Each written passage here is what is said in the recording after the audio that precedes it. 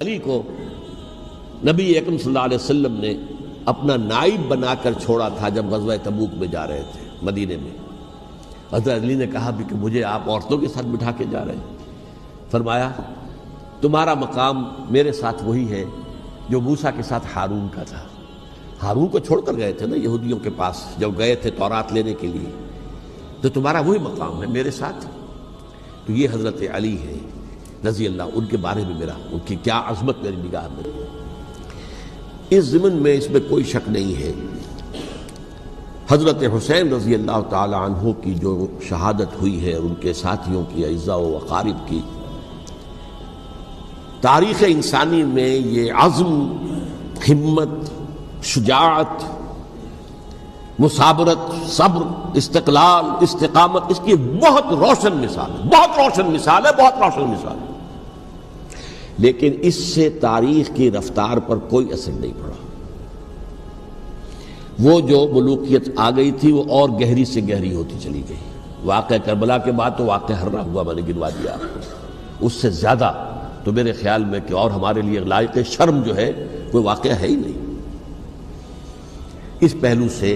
لیکن حضرت حسین کا ایک, اب ان کو یہ کہ میں مطلب یہ کہ اگر میں ان کے ہاتھ پر بیعت کر لیتا ہوں جو کہ اس وقت سامنے موجود تھے کہ یزید کی بیعت تمہارے ہاتھ پر کرتا ہوں, تو گویا کہ اپنے آپ کو سرنڈر کر دیتے.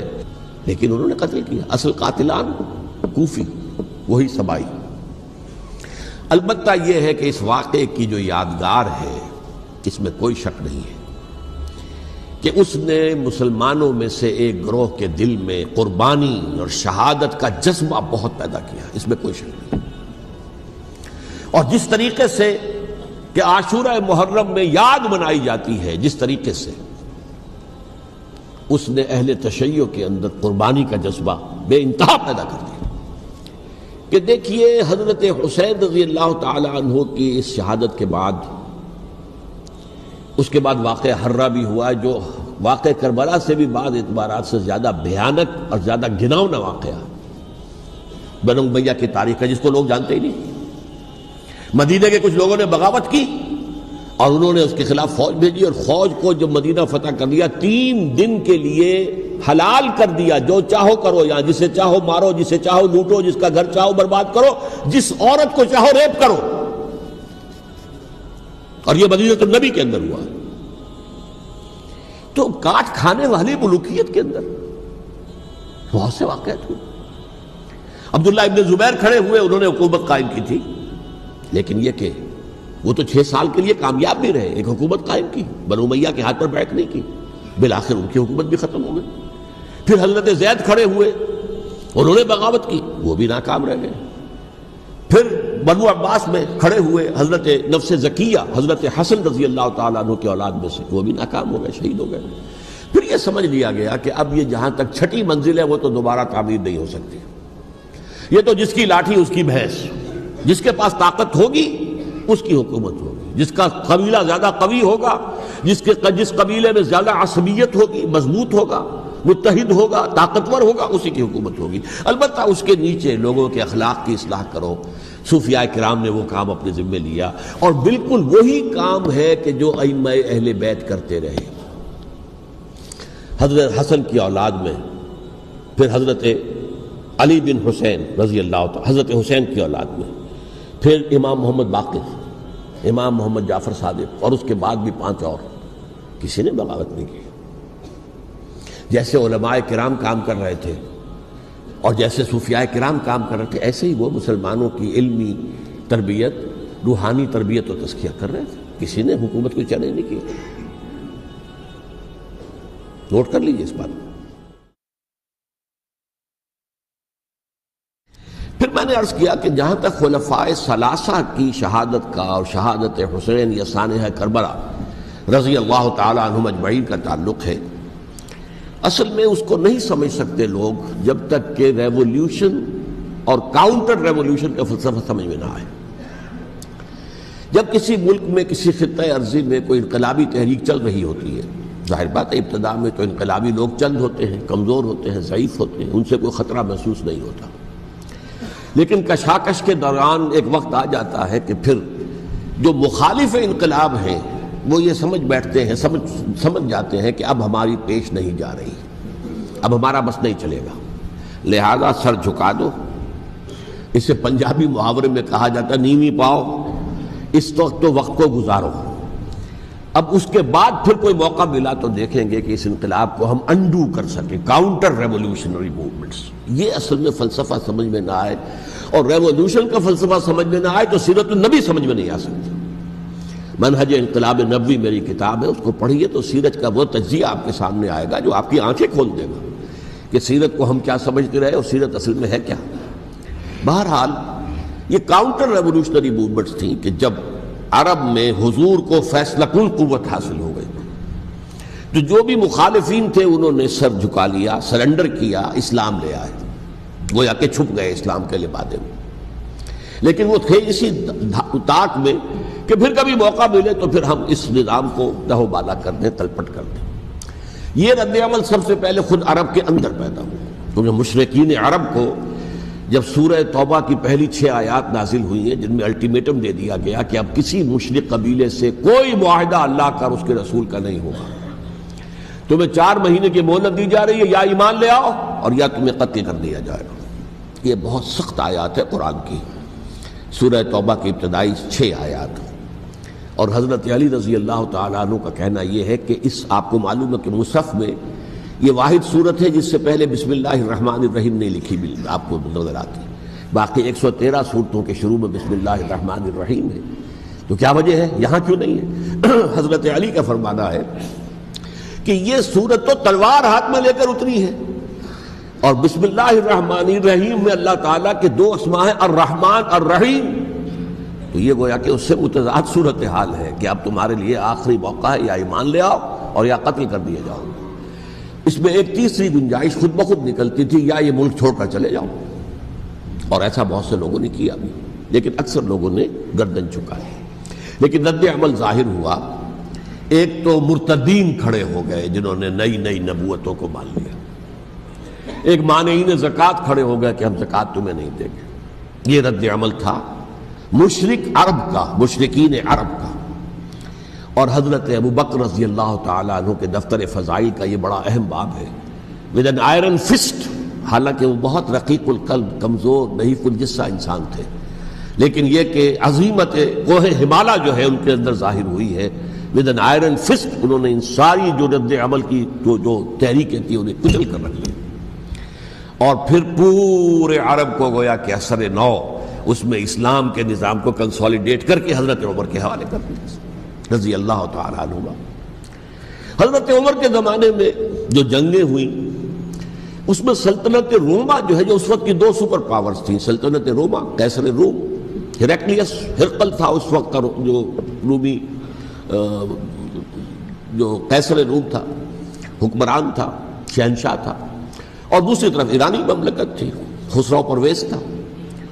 لیکن یہ کہ عیسائیت کے ساتھ اسلام کا اس طرح کا تصادم نہیں ہوا تھا حضور کے زمانے میں، بلکہ نجاشی رحمۃ اللہ علیہ نے تو مسلمانوں کو پناہ دی تھی۔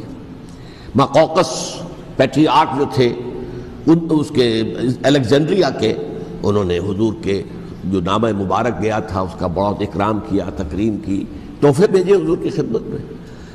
ہرقل نے بھی کوشش کی تھی کسی طریقے سے، جیسے کوئی 250 برس پہلے یا 300 برس پہلے، 300 برس پہلے جیسے کانسٹنٹائن جو ایمپرر تھا روم کا، اس نے عیسائیت قبول کی تھی اور ساری سلطنت عیسائی ہو گئی تھی، لہذا اس کی سلطنت باقی رہی، اس کی حکومت باقی رہی۔ اسی طرح ہم سب مسلمان ہو جائیں، لیکن اس میں وہ ناکام ہو گیا۔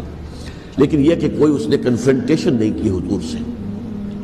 البتہ ایران کا معاملہ یہ تھا کہ اس کے پرخچے اڑ گئے، اس نے حضور کے نامہ مبارک کو چاک کیا تھا، حضور نے فرمایا جب اطلاع ملی کہ اس نے اپنی سلطنت کو چاک کر دیا ہے، اس کے ٹکڑے کر دیے۔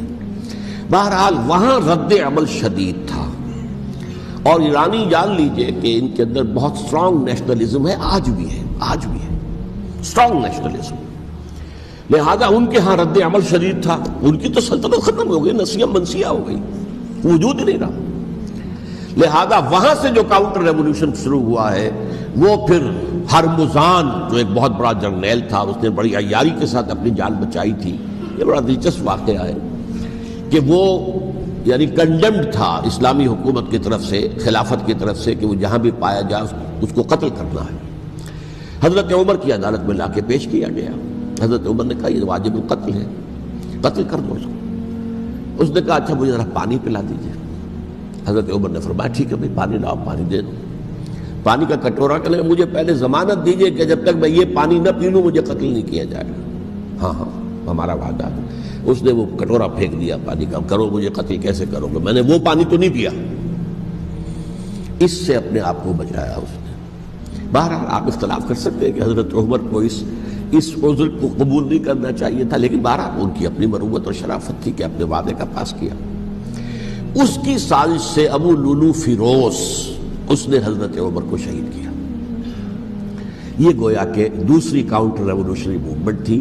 انہوں نے یہ سمجھا تھا کہ یہ ساری چکی جو چل رہی ہے، جیسے چکی کی ایک کلی ہوتی ہے، وہ کلی جگہ سے ہٹ جائے تو چکی کیسے چلے گی؟ یہی بات حضرت علی نے فرمائی تھی حضرت عمر سے رضی اللہ تعالی عنہما۔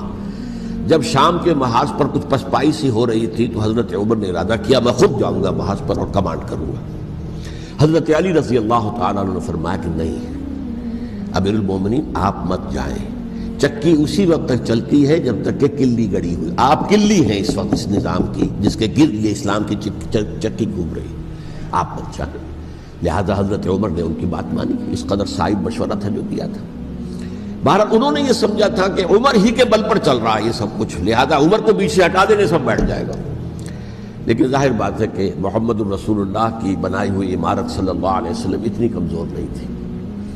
اس کے بعد حضرت عمر کے انتقال کے بعد حضرت عثمان کا انتخاب ہوا، اور حضرت عثمان کے بھی 10 سال پہلے جو ہے وہ بالکل حضرت عمر کی جو دور خلافت ہے اس کے بالکل مشابہ ہے، مماثل۔ ہمارے ذہنوں میں یہ تصور بٹھا دیا گیا کہ سارے 12 سال شاید فتنہ ہی فتنہ رہا، فساد ہی فساد رہا، دنگا رہا، لڑائی رہی۔ نہیں، 10 سال پورا امن، اور جس طریقے سے فتوحات کا سیلاب حضرت عمر کے زمانے میں جا رہا تھا اسی طریقے سے حضرت عثمان کے 10 سالوں کے دوران گیا۔ آخری 2 سالوں میں ایک فتنہ اٹھا ہے، یہ فتنہ کیا ہے اس کو سمجھ لیجیے۔ مذاہب کی جو 3 سے کنفرنٹیشن ہوئی تھی، ایک تو یہ کہ مملکتوں میں سے مملکت ہرقل، مملکت روم، مملکت ایران، رومی سلطنت کی 2 ٹانگیں مسلمانوں نے توڑ دی، شمالی افریقہ سے نکال دیا، مغربی ایشیا سے نکال دیا، لیکن یورپ میں وہ قائم تھا، اس کی سلطنت تھی، لیکن ایرانی سلطنت کا بالکل تیا پاچا ہو گیا، ختم ہو گیا۔ اسی طریقے سے 3 مذاہب سے کنفرنٹیشن ہوئی، مشرکین عرب سے، اس کا میں بیان کر چکا ہوں، ان کا پہلا وار حضرت ابوبکر کے عہد خلافت میں ہو گیا۔ دوسرے جو عیسائیوں کا معاملہ تھا ان سے بھی کوئی تصادم نہیں ہوا حضور کے حیات طیبہ کے دوران، لیکن جو یہودیت بطور مذہب، اس کو ظاہر بات ہے کہ اسلام نے اس کو ختم کیا تھا کم سے کم جزیرہ نما عرب سے۔ مدینے میں 3 قبیلے تھے جو اپنی غداری کی وجہ سے اور اپنی صلح کو توڑنے کے جرم کی پاداش میں 2 نکالے گئے، اور تیسرا جو ہے اس کے تمام جو جوان افراد تھے انہیں قتل کیا گیا۔ پھر خیبر پر حملہ کیا گیا اور خیبر کو جو ہے فتح کیا گیا، وہ یہودیوں کا بہت بڑا گڑھ تھا، اور جو مدینے سے نکالے گئے تھے وہ بھی وہیں جا کر مقیم ہو گئے تھے۔ تو اس اعتبار سے، اور پھر یہودی اپنے آپ کو سمجھتے تھے اللہ کی طرف سے دنیا میں جو نمائندہ جو ہے امت وہ ہم ہیں، اب انہیں معزول کر کے امت محمد کو وہاں پر کھڑا کر دیا گیا صلی اللہ علیہ وسلم۔ لہذا وہ بہت زیادہ یوں سمجھیے ایگریوڈ، سب سے زیادہ جن کو گزند پہنچا ہے حضور کے دست مبارک سے، وہ یہودی تھے۔ لہذا ان کا جو رد عمل آیا ہے وہ ہے جس کے نتیجے میں حضرت عثمان شہید ہوئے، حضرت علی شہید ہوئے، حضرت حسین شہید۔ اب اس چیز کو اچھی طرح سمجھیے، یہ جو رد عمل ہے یہ ایک شخص کے ذریعے سے آیا، اور اسی لیے بعض لوگ یہ سمجھتے ہیں کہ یہ خامخواہ کی کہانی ہے، کیا ایک آدمی اتنا بڑا کام کر سکتا؟ عبداللہ ابن سبا ایک یہودی جو اسلام کا لبادہ اوڑھ کر حضرت عثمان کے عہد خلافت میں مدینے میں آ گیا، ٹھیک، اس کے بارے میں تو میں بعد میں عرض کروں گا، لیکن ایک شخص کیا کچھ کر سکتا ہے اس کی مثال بس آپ دے دوں آپ کو۔ پہلے حضرت مسیح علیہ السلام کے پورے دین کو ایک شخص نے ختم کر دیا، سینٹ پال جسے دنیا جانتی ہے جس کے نام سے، توحید کو تثلیث میں بدل دیا۔ حضرت عیسیٰ علیہ السلام تو توحید کی تلقین کر کے گئے تھے، توحید ختم، تثلیث آ گئی۔ جس میں پہلے باپ ماں اور بیٹا تھے، اس کے بعد باپ بیٹا اور روح القدس ہو گئے، تثلیث۔ نمبر 2، شریعت موسوی کو ساقط کر دیا، لہذا اب پالزم جو ہے کرسچینٹی نہیں رہی، وہ حضرت عیسیٰ کو کہہ کر گئے تھے کہ شریعت موسوی تم پر لاگو رہے گی، نافذ رہے گی، ساقط کر دیا۔ نمبر 3، اس نے عیسائیت کے دائرہ تبلیغ کو وسیع کر دیا، جنٹائلز یا گوئمز کے اندر بھی، غیر یہودیوں میں، حالانکہ حضرت مسیح کہہ کر گئے تھے کہ تمہیں صرف یہودیوں سے خطاب کرنا ہے، اور میں صرف اسرائیل کے گھرانے کی کھوئی ہوئی بھیڑوں کی تلاش میں آیا۔ اب آپ دیکھیے حضرت مسیح کے فوراً بعد اور حضرت مسیح کی زندگی کے دوران جب تک کہ وہ موجود تھے، وہ بدترین دشمن تھا حضرت مسیح علیہ السلام کا۔ بعد میں لبادہ اڑا، اور یہ کہ مجھے مکاشفہ ہوا ہے، مکاشفے میں مسیح سے میری ملاقات ہوئی ہے، میں ان پر ایمان لے آیا ہوں، اور پھر اس نے اپنے زہد اور دینداری کا جو بھی فراڈ تھا اس کے نتیجے میں اپنی حیثیت بنا لی، دین مسیحی کو بالکل ختم کر دیا۔ آج کہاں ہے وہ دین مسیحی؟ دی 100 کے مصنف نے بھی صاف لکھا ہے کہ جب تک حضرت مسیح دنیا کے اندر موجود تھے، عیسائیت کی حیثیت یہودیت نے ایک فرقے سے زیادہ نہیں تھی، یہودیوں کا ایک فرقہ، ایک جماعت، بس۔ یہ سینٹ پال ہے جس نے اسے ایک مستقل مذہب کی حیثیت اختیار کی ہے، تو it should be called Paulism، اور یہ ایک آدمی کا کارنامہ۔ اسی طریقے سے یہ تو ہو گیا حضرت مسیح کے فوراً بعد، رفع سماوی کے فوراً بعد۔ 1500 برس کے بعد ایک تحریک چلی ہے یورپ کے اندر، اصلاح مذہب، اور اس کی پشت پر بھی یہودی ذہن تھا۔ یہودی ذہن نے عیسائیت کو 2 حصوں میں تقسیم کر دیا، کیتھولک اینڈ پروٹیسٹنٹس، اور پروٹیسٹنٹس کو اپنا اعلی کار بنایا۔ یہ ایک علیحدہ مضمون ہے جس پر میں تفصیل میں نہیں جانا چاہتا، میری کتاب بھی موجود ہے اس موضوع پر، سابقہ اور موجودہ مسلمان امتوں کا ماضی، حال و مستقبل، اس میں میں نے تفصیل بیان کی۔ یہ جو تقسیم ہوا ہے تو وہ پہلی بات ایک یہودی، جیسے کہ علامہ اقبال نے، مارکس بھی تو ایک یہودی تھا نا، تو ابلیس کی مجلس شورا میں بڑا پیارا شعر ہے، وہ یہودی فتنہ گر، وہ روح مصدق کا بروز، ہر قبا ہونے کو ہے اس کے جنوں سے چاک چاک۔ یہ ایک یہودی فتنہ گر مارکس نے وہ تصور دنیا کو دیا جس نے عظیم انقلاب برپا کیا روس کے اندر، بولشوک ریولوشن، اور جو پھر آدھی دنیا تک پھیل گیا۔ آج سے 50 سال پہلے امریکہ کانپتا تھا، روس کے سامنے کھڑا ہوا کانپ رہا تھا، اس لیے کہ روس سائنٹیفک ترقی میں امریکہ سے بہت آگے تھا، اس کے ایسٹروناٹس پہلے گئے ہیں خلا کے اندر، امریکہ تو بہت پیچھے تھا۔ بہرحال اس نے جس طریقے سے USSR کا خاتمہ کرایا ہے وہ ایک علیحدہ بات ہے، میں اس وقت اس طرف نہیں جانا چاہتا، لیکن جان لیجئے کہ وہ ایک شخص کا کارنامہ، وہ یہودی فتنہ گر، وہ روح مصدق کا بروز، ہر قبا ہونے کو ہے اس کے جنوں سے تار تار۔ اسی طرح وہ عبداللہ ابن سبا، یہودی فتنہ گر۔ آج اہل تشیع میں سے بعض حضرات کہتے ہیں کہ یہ عبداللہ ابن سبا یہ تو افسانوی شخصیت ہے، اس کی حقیقت کوئی تھی ہی نہیں، حالانکہ ان کی اپنی کتاب میں رجال کشی کے اندر اس کا ذکر موجود ہے، اور یہ بھی موجود ہے کہ حضرت علی رضی اللہ تعالیٰ عنہ نے اپنے عہد خلافت میں اسے زندہ جلوایا ہے۔ اس کی وجہ کیا تھی؟ یہ آیا مدینے کے اندر اسلام کا لبادہ اوڑھ کر، اس نے چند عقیدوں کی اشاعت شروع کی۔ سب سے پہلے حضرت علی تو خدا ہیں، گاڈ انکارنیٹ، اوتار کا تصور، جیسے ہندوؤں میں ہے رام چندر جی خدا کا اوتار، اور عیسائیت میں بھی پہلے گاڈ انکارنیٹ کا تصور تھا کہ حضرت مسیح خدا کا اوتار ہے، انکارنیشن آف گاڈ۔ تو اس نے کہا کہ حضرت علی تو خدا کا اوتار ہے، خدا ہے۔ نمبر 2، اس نے کہا کہ ہر نبی کا ایک وصی ہوتا ہے جس کے حق میں وہ وصیت کرتا ہے، تو حضور صلی اللہ علیہ وسلم کے وصی حضرت علی ہیں، لہذا خلیفہ تو اول روز سے حضرت علی ہیں، حضرت ابو بکر، حضرت عمر، حضرت عثمان، یہ تو غاصب ہے، اور حضرت عثمان کی خلافت تھی اس وقت تو خاص طور پر۔ پھر اس نے جو قبائلی عصبیت تھی اسے بھڑکایا۔ پرانی جو عصبیت چل رہی تھی قریش کے اندر، وہ 2 گھرانے ایک دوسرے کے مد مقابل تھے۔ دیکھیے، ایک ہوتا ہے قبیلہ، ایک ہوتا ہے گھرانہ۔ ہمارے پنجاب میں ایک قبیلہ ہے وٹو قبیلہ، اس کے گھرانے بہت سے، مانے کے، لالے کے، سجے کے، شامت کے، یعنی کوئی لالا تھا ان میں سے بڑا، ان کے بیٹے ہو گئے لالے کے، ان کی اولاد، خاندان یہ کہلاتے ہیں، قبیلہ ایک، یہ وٹو قبیلہ۔ تو قبیلہ تھا قریش، اس میں گھرانے بہت تھے، بنو ہاشم، بنو امیہ، بنو تیم، بنو عدی، یہ بہت سے گھرانے تھے۔ تو چوٹی کے دو گھرانے جو تھے وہ بنو ہاشم اور بنو امیہ، ان کے درمیان چپقلش تھی، مقابلہ، مسابقت، اور یہ مسابقت فی الخیر بھی ہوتی تھی۔ اگر انہوں نے غریبوں کو کھانے کھلائے ہیں تو ہم ان سے بڑھ کر کھلائیں گے، اگر وہ حاجیوں کی خدمت کرتے ہیں تو ہم ان سے بڑھ کر کریں گے۔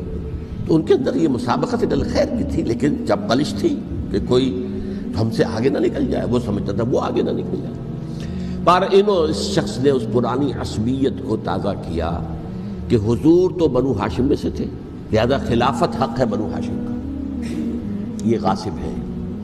اس سے پہلے دو خلفاء جو تھے وہ نہ بنو ہاشم سے تھے نہ بنو امیہ سے تھے۔ حضرت ابوبکر بنو تیم میں سے تھے، چھوٹا قبیلہ تھا۔ حضرت عمر بنی عدی میں سے تھے، وہ بھی چھوٹا قبیلہ تھا۔ یہ حضرت عثمان پہلے خلیفہ جو بنو امیہ میں سے تھے، جن کی پرانی چپقلش بنو ہاشم سے تھی۔ اب اس کو موقع مل گیا کہ پرانی قبائلی عصبیت کو بھڑکائے۔ یہ ہے اصل میں اس فتنے کا پس منظر عبداللہ ابن سبا نے جو آ کر پھیلایا ہے، اور اس کی تفصیل میں اس وقت میں نہیں جا سکتا، کیسے یہ فتنہ پروان چڑھا، کیا انہوں نے اسٹریٹجی اختیار کی کہ یہ کیا کرتے تھے، گروہ بنا کر بھیجتے تھے لوگوں کو، کوفے میں جاؤ تو وہاں پر دمشق کے گورنر کے خلاف اور مصر کے گورنر کے خلاف الزامات لگاؤ، اس نے یہ کیا، وہ غبن کر گیا، وہ یہ کر گیا، وہ خیانت کر رہا ہے، وہ رشتہ داروں کو پال رہا ہے، اور عثمان کے خلاف بھی تقریریں کرو رضی اللہ تعالی عنہ۔ دمشق میں جاؤ تو کوفے کے گورنر کے خلاف، کیونکہ دمشق کے گورنر کے خلاف بات کرو گے تو لوگوں کو معلوم ہوگا کہ یہ جھوٹ بول رہے ہیں، لیکن یہ کہ وہاں تو تم بات کرو کوفے کے گورنر کے خلاف اور مصر کے گورنر کے خلاف اور حضرت عثمان کے خلاف۔ مصر میں جاؤ تو بات کرو کوفے کے اور شام کے گورنر کے خلاف اور حضرت عثمان کے خلاف۔ یہ انہوں نے ایسا اٹھایا، اور اس زمانے میں آپ کو معلوم ہے ذرائع رسل و رسائل تھے نہیں، نہ اس فتنے کی پتہ چل سکا جب تک کہ وہ فتنہ جو ہے پوری طرح برگ و بار لا کر تراور درخت نہیں بن گیا۔ اس کے نتیجے میں حضرت عثمان رضی اللہ تعالی عنہ شہید ہوئے، اور خلیفہ پھر حضرت علی رضی اللہ تعالی عنہ کو انہی سوائیوں نے، جنہوں نے گھیراؤ کیا تھا، جنہوں نے حضرت عثمان کو شہید کیا ہے، یہی حضرت علی رضی اللہ تعالیٰ عنہ کے ارد گرد ہوئے۔ اور حضرت علی رضی اللہ تعالیٰ عنہ بھی نہیں چاہتے تھے خلافت کی بیعت لینا، لیکن آخر کیا کرتے؟ کیا وہ امت کو بغیر خلیفہ کے چھوڑ دیتے؟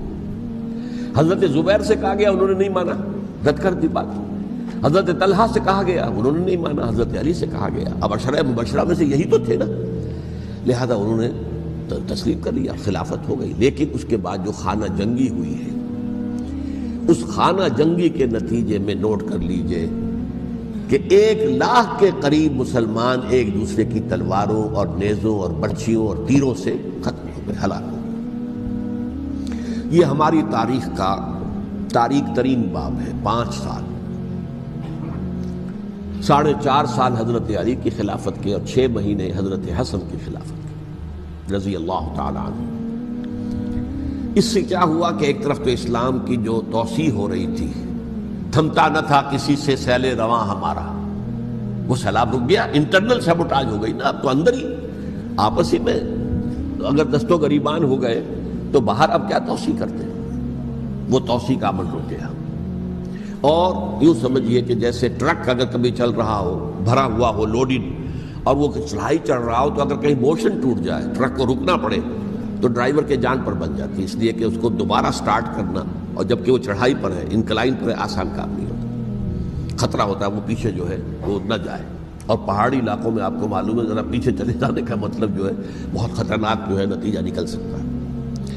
بہرحال حضرت علی رضی اللہ تعالیٰ عنہ نے اپنے خلافت میں ایک کام یہ کیا، اب اس کی کیا مصلحتیں تھیں یہ تو انہی کے علم میں ہوگا، ہم قیاس کر سکتے ہیں، میں اس میں نہیں جانا چاہتا۔ ابھی تک خلافت کا مرکز تھا مدینہ منورہ، حضرت ابوبکر، حضرت عمر، حضرت عثمان، وہیں جہاں حضور صلی اللہ علیہ وسلم رہے تھے اور جہاں پر کہ حضور مدفون تھے۔ لیکن حضرت علی نے اپنا مرکز جو ہے وہ کوفہ بنا دیا۔ اچھا، اس کی ایک ظاہری وجہ یہ سمجھ میں آتی ہے کہ اسلام کا جو پھیلاؤ ہو گیا تھا، وہ سلطنت اتنی وسیع ہو گئی تھی کہ مدینہ منورہ بہت جنوب میں اور بڑے صحرا کو عبور کر کے جانا ہوتا تھا۔ کوفہ جبکہ ایسی مقام پر تھا کہ جہاں سے مشرقی راستہ جا رہا ہے ایران کو، عراق، ایران، عراق کے اندر تو ہے وہ شہر کوفہ، اور پھر ایران اور خراسان اور ہندوستان کو راستہ جا رہا ہے، وہیں سے شمال کی طرف جا رہا ہے، شام کی طرف اور ترکی کی طرف، اور وہاں سے پھر یہ کہ مغربی افریقہ کو بھی کنٹرول کرنا، جو شمالی افریقہ کو وہ بھی آسان تھا۔ بہرحال حضرت علی نے کوفہ کو اپنا مرکز بنایا، اور نتیجہ یہ ہوا کہ سبائیوں کا بھی مرکز وہی بن گیا، چونکہ انہوں نے اپنے آپ کو گردا گرد رکھا حضرت علی کے رضی اللہ تعالیٰ عنہ۔ اب ظاہر بات ہے کسی پرٹیکولر پرسن کے خلاف تو کوئی مقدمہ موجود تھا نہیں، بلکہ جب جنگ جمل ہو رہی تھی، ابھی جنگ نہیں ہوئی تھی، حضرت عائشہ، حضرت طلحہ، حضرت زبیر وہ لے کر آئے تھے ایک لشکر اس مطالبے کے لیے کہ حضرت عثمان کے قاتلوں کو سزا دی جائے، قصاص لیا جائے۔ حضرت علی رضی اللہ تعالیٰ عنہ سے گفت و شنید ہو رہی تھی، حضرت علی جو ہے اس پر آمادہ ہو گئے کہ ٹھیک ہے، میں جو بھی قاتلین عثمان ہیں ان کو گرفتار کر کے سزا دوں گا۔ این اسی وقت کوفے کی مسجد کے اندر جو ہے 10,000 کا مجمع کھڑا ہو گیا، ہم سب قاتل عثمان ہیں، لو ہم سے بدلہ کہاں سے لوگے؟ اور انہوں نے کیا کیا، جاتے ہی جنگ چھیڑ دی، اور جب چھڑ جائے تو یا مرو یا مارو، اس کے علاوہ تو کوئی چارہ کار ہوتا ہی نہیں۔ ایک رات میں 10,000 مسلمان شہید ہوئے، جن میں 2 عشرہ مبشرہ میں سے حضرت زبیر اور حضرت طلحہ رضی اللہ تعالیٰ۔ تو یہ صورت تھی، سبائیوں نے گھیراؤ کیا حضرت علی کا رضی اللہ تعالیٰ۔ حضرت معاویہ دعوے دار نہیں تھے خلافت کے، قطعاً نہیں، ان کا صرف ایک دعویٰ تھا، اور وہ یہ تھا کہ عثمان کے قاتلوں کو گرفتار کرو، یا خود سزا دو یا ہمارے حوالے کرو، ہم اس سے قصاص لیں گے۔ اس لیے کہ قبیلہ بنو امیہ کا تھا، اور حضرت ابی معاویہ بنو امیہ میں سے، تو ایک خاندانی طور پر جو ہے ہم قصاص لیں گے ان سے جنہوں نے قتل کیا ہے حضرت عثمان کو۔ لیکن یہاں ظاہر بات ہے کہ حضرت علی رضی اللہ تعالیٰ عنہ کی طرف سے مطالبہ یہ ہوتا تھا، تم پہلے میری بیعت کرو، میرے ہاتھ مضبوط کرو تاکہ میں ان کے خلاف کوئی اقدام کر سکوں۔ لیکن انہیں یہ اندازہ تھا کہ اگر میں نے بیعت کی تو ظاہر بات ہے کہ حضرت علی تک پہنچنے سے پہلے مجھے گردن اڑا دیں گے یہ لوگ، اس لیے کہ سبائی جو ہے وہ آپ کو گھیرے ہوئے۔ بہرحال ایک عجیب الجھاؤ، ایک ڈائلیما تھا جس کی وجہ سے یہ جنگ چلتی رہی، اور حضرت علی رضی اللہ تعالیٰ عنہ کو انہی کے شیعان علی ہی کے اندر سے وہ جماعت علیحدہ ہوئی تھی جس کو ہم خوارج کے نام سے جانتے ہیں، اور ایک خارجی ملجم ابن ملجم ہی نے حضرت علی کو شہید کیا رضی اللہ تعالیٰ عنہ۔ پھر حضرت حسن رضی اللہ تعالیٰ عنہ، اب دیکھیے کس قدر صحیح بات تھی جو حضرت علی رضی اللہ تعالیٰ عنہ نے فرمائی جب ان سے کہا گیا کہ کیا ہم آپ کے بیٹے حسن کے ہاتھ پر بیعت کر لیں رضی اللہ تعالیٰ عنہ۔ فرمایا نہ میں تمہیں اس کا حکم دیتا ہوں نہ میں اس سے روکتا ہوں، یہ تمہارا معاملہ ہے، امرہم شورا بینہم، تم اپنے باہمی مشورے سے جو فیصلہ کرو گے ٹھیک ہے، میں نہ حکم دیتا ہوں نہ روکتا ہوں۔ اس کا کیا مطلب ہے؟ باپ کے بعد بیٹے کی خلافت ہرگز حرام نہیں ہے، ورنہ کہتے کیسے ہو سکتا میرا بیٹا؟ نہیں، یہ نہیں کہا آپ نے۔ حضرت عمر سے بھی کہا گیا تھا کہ اپنے بیٹے کو نامزد کر دیں، عبداللہ ابن عمر کو، تو انہوں نے جواب میں کیا کہا؟ اسے تو طلاق دینی بھی نہیں آتی۔ انہوں نے اپنی کسی زوجہ کو طلاق دی تھی، اور اس میں جو صحیح ترین طریقہ ہے وہ اختیار نہیں کیا تھا، انہیں طلاق دینے تک نہیں آتی تو میں اسے خلیفہ بنا دوں۔ یہ نہیں کہا تھا کہ باپ کے بعد بیٹا خلیفہ نہیں ہو سکتا، یہ تو نہیں کہا، کہیں حرام نہیں ہے، نہ کتاب و سنت میں، نہ کوئی حدیث ہے، نہ کہیں قرآن مجید میں۔ تو حضرت علی نے بھی فرمایا رضی اللہ تعالیٰ، نہ میں روکتا ہوں نہ حکم دیتا ہوں، یہ تمہارا اپنا معاملہ ہے۔ بہرحال حضرت حسن رضی اللہ تعالیٰ عنہ نے حضرت امیر معاویہ سے صلح کر لی، خلافت ان کے سپرد کر دی۔ دیکھیے میں حضرت ابوبکر، حضرت عمر، حضرت عثمان، حضرت علی کے ساتھ حضرت حسن کے دور خلافت کو بھی خلافت راشدہ میں سے سمجھتا ہوں، اور تبھی 30 سال پورے ہوتے ہیں اس حدیث کے مطابق کہ حضور نے فرمایا خلافت 30 برس رہے گی، پھر ملوکیت آ جائے گی۔ تو حضرت حسن کا بہت بڑا کارنامہ یہ ہے کہ اس خانہ جنگی کا دروازہ بند کر دیا، اور یہ پیشن گوئی تھی حضور کی صلی اللہ علیہ وسلم حضرت حسن کو، جب بچے ہی تھے حضور کے انتقال سے پہلے، میرا یہ بیٹا مسلمانوں کے 2 گروہوں میں صلح کرائے گا، یہ حضور کی پیشن گوئی تھی، اور وہ پیشن گوئی حضرت حسن کے علم میں بھی ہوگی یقیناً۔ بہرحال انہوں نے صلح کی حضرت امیر معاویہ کے ساتھ رضی اللہ تعالیٰ عنہ، خلافت ان کے حوالے کر دی، اور کچھ شرائط تھیں طے ہو گئی، اللہ خیر صلی اللہ۔ حضور کی تو یہ پیشن گوئی جو ہے صحیح ثابت ہوئی کہ میرا یہ بیٹا مسلمانوں کے 2 بڑے گروہوں کے درمیان صلح کرا دے گا، اور سبائیوں نے انہیں تانے دیے، یا عار المومنین، اے مومنوں کے لیے موجب عار، موجب شرم تم نے بزدلی دکھائی ہے، تم نے امیر معاویہ کو خلیفہ تسلیم کر لیا، تم نے بزدلی دکھائی، معاذ اللہ ثم معاذ اللہ ثم معاذ اللہ۔ اب میں کچھ باتیں حضرت امیر معاویہ کے بارے میں کہنا چاہتا ہوں، اس لیے کہ وہاں اس میں میں نے حضرت معاویہ کے بارے میں یہ تو بہت شدت کے ساتھ کہا تھا، اور میں اب بھی اس پر قائم ہوں اور پوری طریقے سے قائم ہوں۔ میرا مستقل موقف یہی ہے کہ حضرت معاویہ رضی اللہ تعالیٰ عنہ کے دور خلافت کو ہم خلافت راشدہ میں شامل نہیں سمجھتے، اہل سنت میں سے کوئی بھی نہیں سمجھتا، لیکن اس کے ساتھ میں نے حضرت امیر معاویہ کے کچھ مناقب بھی بیان کیے تھے تاکہ پلڑا جو ہے ترازو کا اس کے دونوں پلڑے سامنے آ جائیں، لیکن یہ کہ وہ حصہ میرے اس بیان کا نکال دیا گیا، ختم کر دیا گیا۔ یہ میں نہیں جانتا کہ اس میں کیا مصلحت دیکھی گئی ہے، اس میں تو کسی کے لیے کوئی معاملہ ایسا نہیں تھا کسی کے جذبات کو جو ہے وہ ٹھیس پہنچانے والا، کیونکہ میں نے کہا وہ خلیفہ راشد نہیں تھے، صاف میں نے کہا، بلکہ وہ دور ملوکیت کا آغاز ان سے ہو گیا ہے۔ بلکہ جب ایک صاحب نے یہ کہا کہ کربلا کے بعد سے دور ملوکیت آ رہی تھی، تو میں نے کہا نہیں جناب، دور ملوکیت تو 20 سال پہلے پوری ہو چکی تھی، شروع ہو چکی تھی۔ حضرت امیر معاویہ کے بھی 20 سال جو ہے وہ دور ملوکیت میں شمار ہیں۔ انہیں کسری العرب بھی کہا گیا، عرب کے کسریٰ، جو شہنشاہ ایران کا خطاب تھا، حضرت معاویہ رضی اللہ تعالیٰ عنہ کو کسری العرب کہا گیا، عرب کا کسریٰ یہ ہے۔ لیکن دوسری طرف یہ ہے کہ وہ صحابی رسول ہیں رضی اللہ تعالیٰ، حضور کے برادر نسبتی بھی ہیں، حضور کے سالے ہیں، ان کی ہمشیرہ ام حبیبہ حضور کی زوجہ محترمہ ہیں، ام المومنین ہیں، ام حبیبہ رضی اللہ تعالیٰ عنہ۔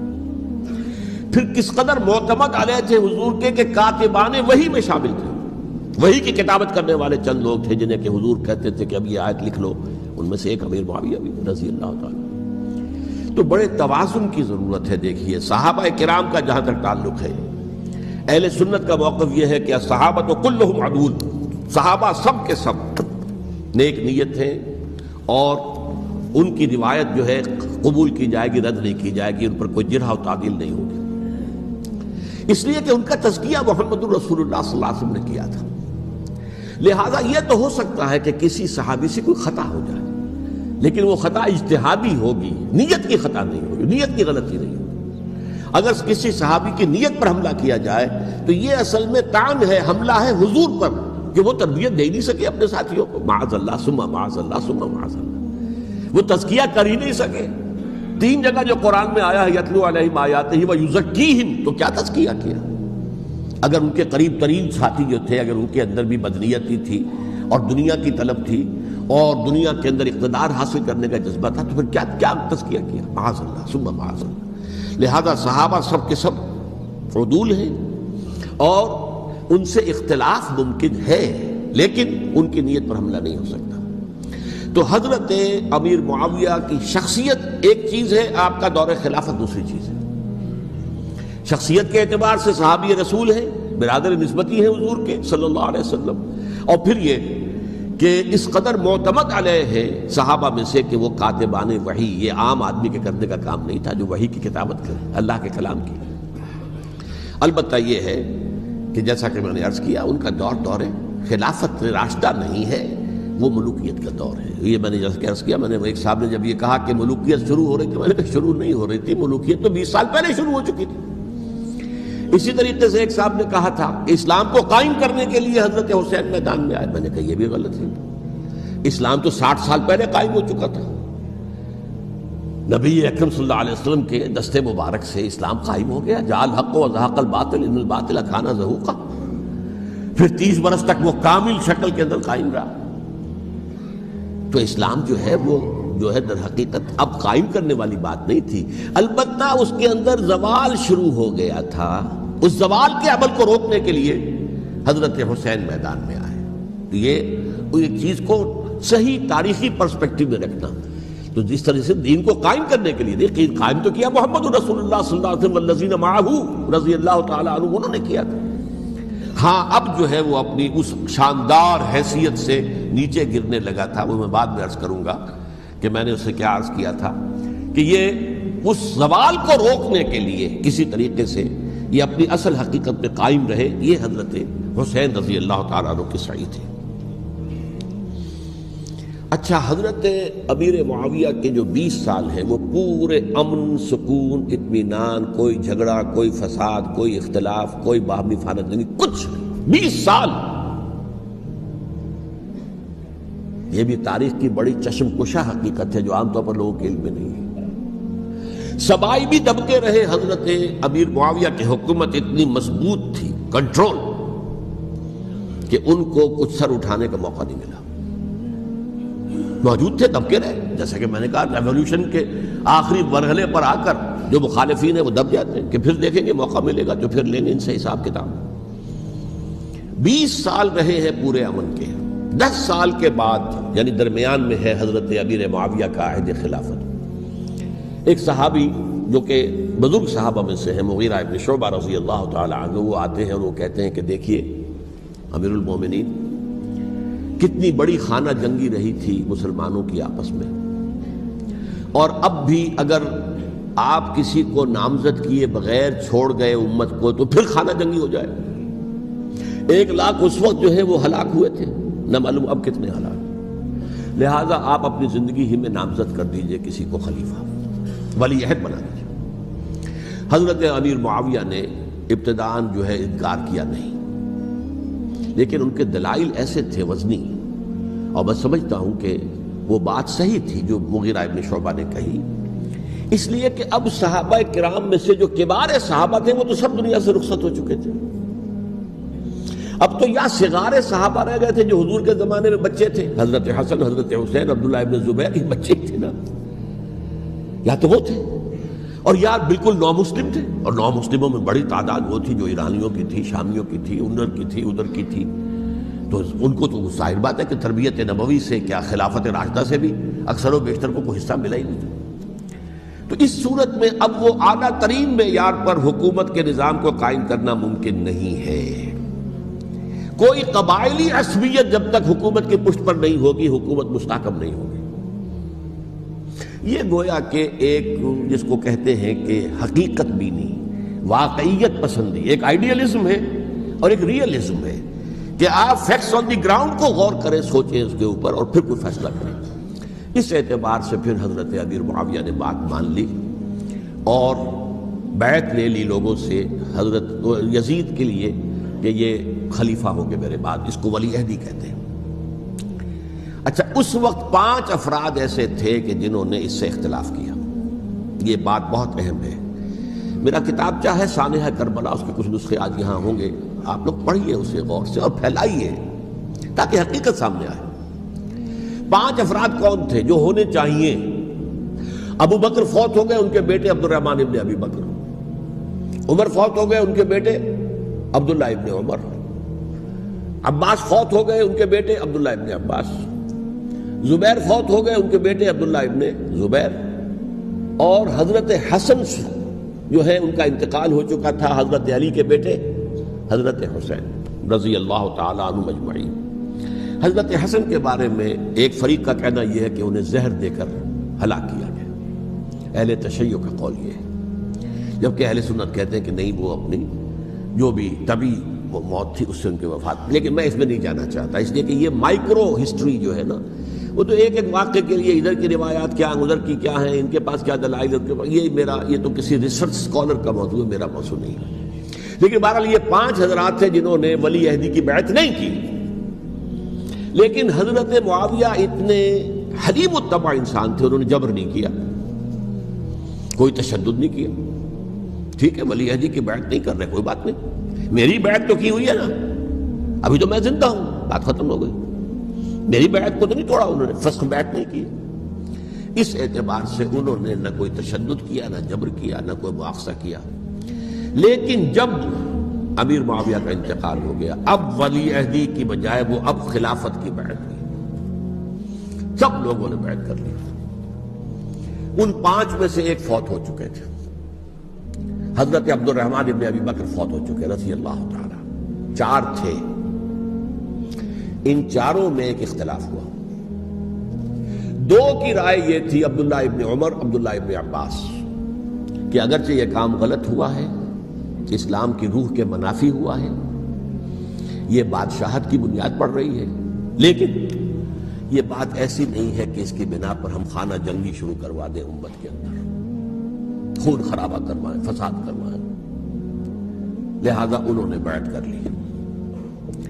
اب کوئی اگر یہ کہے معاذ اللہ کہ وہ بک گئے تھے یزید کے ہاتھ میں، معاذ اللہ ثم معاذ اللہ، وہی بات آپ اختلاف کر سکتے ہیں کہ انہیں نہیں کرنی چاہیے تھی، یہ کوئی رائے رکھے، مجھے اختلاف نہیں، لیکن ان کی نیت پر حملہ کریں گے تو حملہ محمد رسول اللہ پر ہوگا صلی اللہ علیہ وسلم۔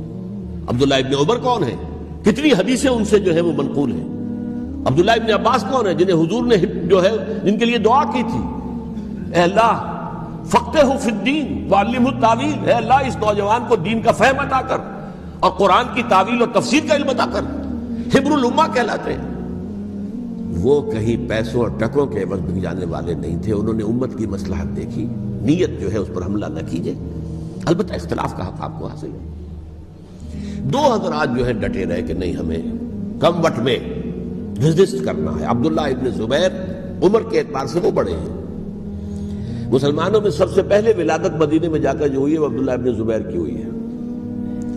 ہجرت کر کے جب مہاجرین وہاں پہنچے، کچھ عرصے تک کسی کے ہاں کوئی اولاد نہیں ہوئی، تو لوگوں نے تانے دینے شروع کر دیے کہ معلوم ہوتا ہے کہ یہاں آ کر یہ مکے کے رہنے والے جو ہیں کمزور ہو گئے ہیں، ان کے ہاں اولاد ہی نہیں ہو رہی۔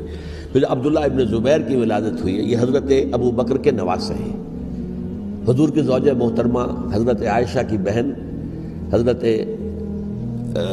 دیکھیے ابھی نام نکل گیا ہے جی، حضرت اسماء رضی اللہ تعالی عنہما، یہ ان کے صاحبزادے ہیں، حضرت زبیر کے بیٹے۔ ان کا فیصلہ ہوا کہ ہمیں ریزسٹ کرنا ہے کم وقت میں، ایٹ اینی کاسٹ۔ حضرت حسین ابن علی رضی اللہ تعالی عنہما کا بھی فیصلہ ہوا کہ ہمیں ریزسٹ کرنا ہے کم وقت میں۔ البتہ ان میں بھی ایک اختلاف ہو گیا، یعنی یہ دو تو جڑے رہے، ان دو میں اختلاف ہو گیا۔ عبداللہ ابن زبیر کا کہنا یہ تھا کہ ہمیں حجاز میں رہنا چاہیے، یہ سرزمین ہے جس میں نبوت کی برکات سب سے زیادہ ہیں، یہاں ہم مضبوط قلعے کے اندر ہیں، ہمیں یہاں سے جو ہے ریزسٹ کرنا چاہیے اور ختم کرنا چاہیے اس نظام کے اندر جو خرابی آ گئی اس کو۔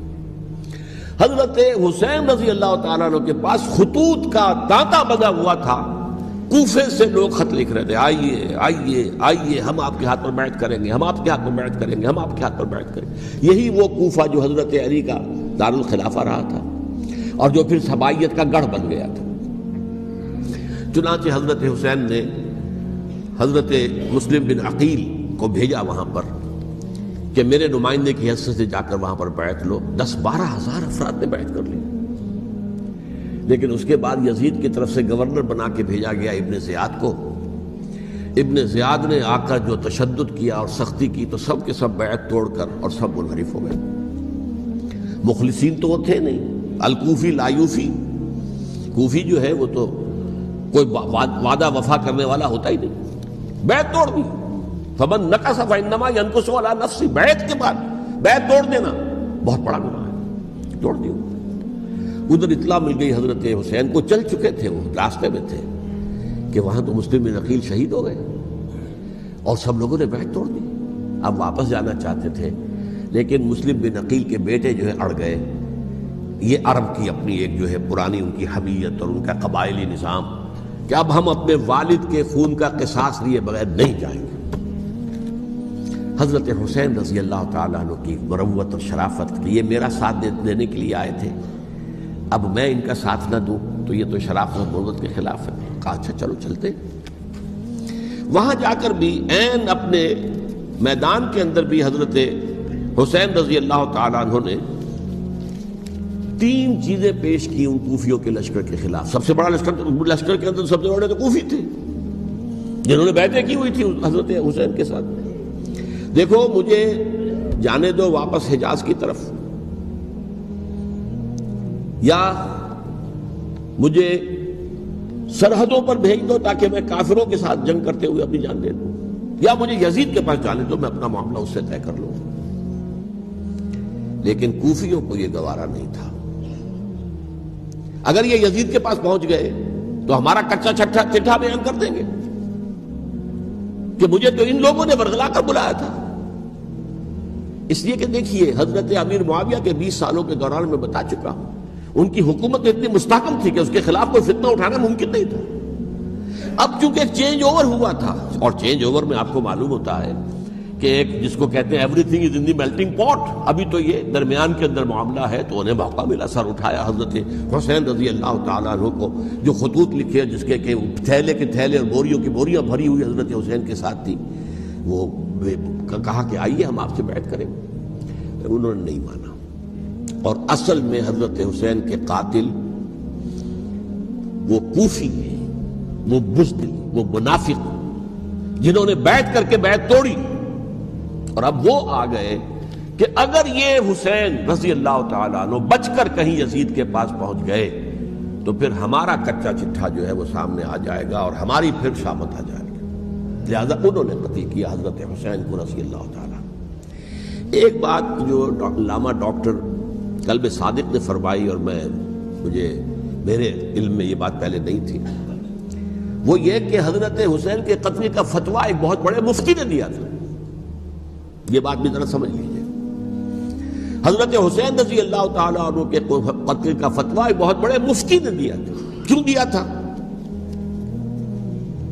اس لیے کہ حضور کی احادیث موجود ہیں کہ جب ایک شخص کی ایک خلیفہ کی بیعت ہو جائے تو دوسرا اگر کھڑا ہو تو اسے قتل کر دو، کھلی حدیث۔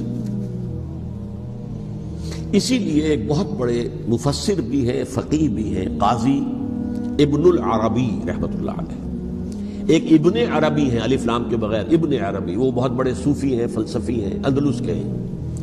یہ قاضی ابن العربی ہیں جنہوں نے قرآن کی ایک تفسیر لکھی ہے اس اعتبار سے کہ صرف ان آیات کی تفسیر جن سے کہ فقہی احکام جو ہیں ان کا استنباط ہوتا ہے۔ یہ دو تفسیریں اس طور سے لکھی گئی ہیں قرآن مجید کی، احکام القرآن ان کا نام ہے دونوں کا، جن میں سے ایک جو ہے قاضی ابن العربی کی ہے، ان کا ایک جملہ نقل ہوتا ہے، قتل الحسین بسیف جدہ، حسین قتل ہو گئے اپنے ہی نانا کی تلوار سے۔ وہ تلوار کیا تھی؟ جب کسی کی بیعت ہو چکی ہو پھر کوئی کھڑا ہو مدعی خلافت، قتل کر دو۔ میرے نزدیک حضرت حسین مدعی خلافت نہیں تھے، یہ بات اس وقت سامنے لوگوں کے نہیں آئی، بلکہ حکومت نے یہ باور کرا دیا کہ یہ تو باغی ہے، یہ مدعی ہے خلافت کے، انہوں نے تو دعویٰ نہیں کیا خلافت کا، وہ تو صرف اس عمل کو روکنے کے لیے میدان میں آئے تھے۔ اور اس بات کو اچھی طرح سمجھ لیجئے کہ اس وقت تک یہ جو تصور آج ہمارے پاس ہے کہ ریاست علیحدہ ہے، حکومت علیحدہ ہے، state of Pakistan, we are loyal to the state of Pakistan, ہم ریاست پاکستان کے وفادار ہیں، گورنمنٹ آف پاکستان کے وفادار نہیں ہیں، we are not loyal to the government. Government تو کبھی بے نظیر کی تھی، ہم اس کے خلاف تحریک چلا رہے تھے، یا کبھی کسی اور کی تھی اس کے خلاف تحریک چل رہی ہے، یا کبھی ضیاء الحق کی تھی اس کے خلاف تحریک چل رہی ہے۔ گورنمنٹ کو بدلنا تو عوام کا حق ہے، آج، اس وقت نہیں تھا، اس وقت ریاست اور حکومت کا کوئی فرق نہیں تھا، لہذا جو حکومت سے اختلاف کرے گویا کہ باغی ہے۔ یہ ہے اصل میں وہ پیچیدہ مسئلہ کہ کیوں کسی مفتی نے فتویٰ دے دیا، اس لیے کہ اس وقت تک ریاست اور حکومت کا فرق واضح نہیں تھا دنیا پر۔ یہ تو ابھی کوئی 100-150 سال کی بات ہے کہ آج ہمارا جو پولیٹیکل سائنس کا ایولیوشن ہوا ہے وہ اس اسٹیج تک پہنچ گیا ہے کہ اسٹیٹ علیحدہ ہے، حکومت علیحدہ ہے۔ حکومت تو اسٹیٹ کے 3 آرگنز میں سے ایک آرگن ہے، ایڈمنسٹریشن حکومت کی ہے، جوڈیشری ہے اور لیجسلیچر ہے، 3 آرگنز ہیں بڑے بڑے، ان میں سے ایک ہے۔ تو حکومت کو بدلنا تو عوام کا حق ہے، چاہے وہ ووٹ کے ذریعے بدلے، چاہے ایجیٹیشن، اگر پرامن ایجیٹیشن ہے اس سے حکومت کو بدلنے کا حق حاصل ہے دستوری طور پر ہر اعتبار سے۔ اس وقت یہ نہیں تھا، لہذا صورتحال یہ بن گئی کہ حکومت وقت نے باور کرا دیا مسلمانوں کو، ورنہ سوچئے نواسہ رسول کو قتل کرنا کوئی آسان کام تھا؟ آخر سب کلمہ گو تھے کہ نہیں تھے؟ کلمہ گو تو تھے نا، اور حضور سے عقیدت اور محبت میں کمی، لیکن یہ کہ فتویٰ اگر ایک بہت بڑے مفتی کا، جو کہ حضرت علامہ ڈاکٹر قلب صادق صاحب نے فرمایا، مجھے اس مفتی کا نام بھی معلوم نہیں، کہ ایک مفتی ہی کا فتویٰ تھا وہ، جس کے بنا پر اب ان لوگوں نے حضرت حسین کو قتل کیا، اور یہی وجہ ہے کہ انہوں نے پھر خیموں کو بھی آگ لگا دی۔ وائی؟ حالانکہ دیکھیے اگر دشمنی کا انتقام ہوتا تو حضرت علی بن حسین جو بیمار تھے، جو بعد میں زین العابدین رحمت اللہ علیہ کے نام سے پھر یہ اہل تشیع کے چوتھے امام معصوم ہیں، حضرت علی، حضرت حسن، حضرت حسین اور پھر حضرت علی بن حسین زین العابدین رحمۃ اللہ علیہ، کیا ان کو بھی قتل کرتے تھے؟ حضرت حسین کی نسل ہی ختم ہو جاتی، لیکن نہیں کیا۔ آگ کیوں لگائی؟ آگ اس لیے لگائی کہ وہ جو ڈاکومنٹری پروف ہے ہماری غداری کا یزید کے خلاف حضرت حسین کو جو ہم نے دعوت دی، وہ جو ڈاکومنٹری پروف خطوط کی شکل میں موجود ہے وہ ختم ہو جائے، ڈسٹرائے ہو جائے۔ اس کے لیے انہوں نے خیموں میں آگ لگائی۔ بہرحال یہ ہے تاریخی پس منظر، یہ اسی سبائی فتنے کا تسلسل ہے جس نے سب سے پہلے حضرت عثمان کی جان لی رضی اللہ تعالیٰ عنہ۔ 5 سال تک مسلمانوں میں خانہ جنگی رکھی، حضرت علی کو پھر شہید کیا، اور اس کے بعد جو ہے 20 سال حضرت امیر معاویہ کے تو سر نہیں اٹھا سکے، لیکن پھر جب ایک چینج اوور ہو رہا تھا تو اس وقت انہوں نے موقع غنیمت سمجھا کہ اب کھڑے ہو جاؤ اور اب دوبارہ ایک فتنہ جو ہے اس کو امت کے اندر پیدا کر دو۔ اچھا، اس معاملے میں ایک بات جو میں نے وہاں کہی کہ ہمارے ہاں شاعرانہ جو مبالغہ آمیزی ہے، یہ میری گفتگو کا حصہ انہوں نے حذف کر دیا ہے، اور میں نے ایک سنی شاعر بہت بڑے عالم جن کے حوالے سے آج بھی میری تقریر ہوگی خالق جناح ہال میں، مولانا محمد علی جوہر کے ایک شعر کے حوالے سے کہا کہ قتل حسین اصل میں مرگ یزید ہے، اسلام زندہ ہوتا ہے ہر کربلا کے بعد۔